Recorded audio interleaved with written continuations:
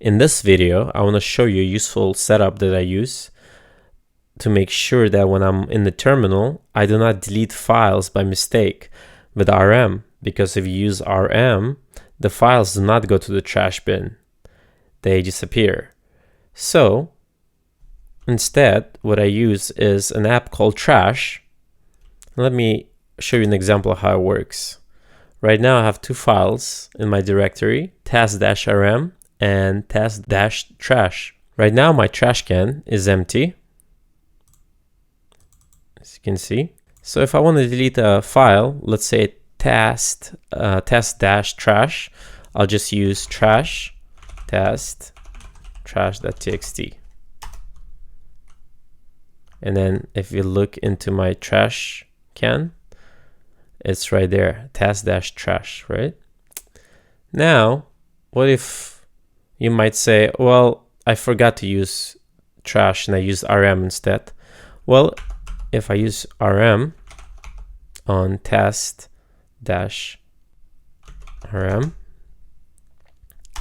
I get this message: use trash app to move files into trash. So I remind myself I have to use trash app.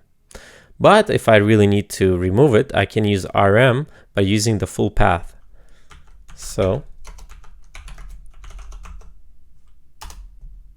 and now if we check my trash bin, there's still only that one file, task-trash. So that's a useful utility that you could use to make sure you don't lose your files. And if I look in my directory now, you see both files are gone, but one of them is here. I can just move this file back if I wanted to.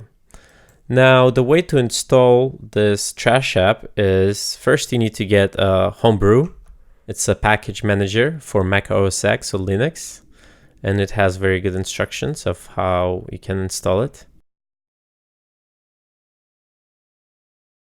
Once you have it installed, you can run brew install trash.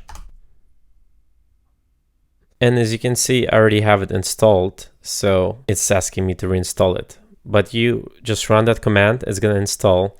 But now, also, to make sure you get that message that says use trash app to move files into trash when you run RM, what you do is you modify your bash profile of whatever shell you use. So for example, I use Z shell. So this is what I'm using. You need to add this into your shell profile. So I'm using alias for RM. And what it does is it echoes. Use the trash app as you've seen. So if you're using bash, you just add it into your bash profile, which is this.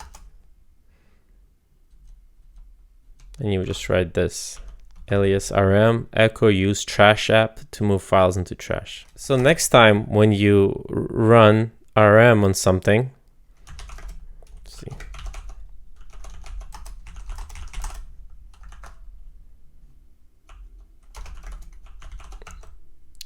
You'll get that message, and you'll make sure to use trash if you want to delete the files. If you enjoyed the video, make sure to subscribe, because I'm going to be releasing more videos similar to this.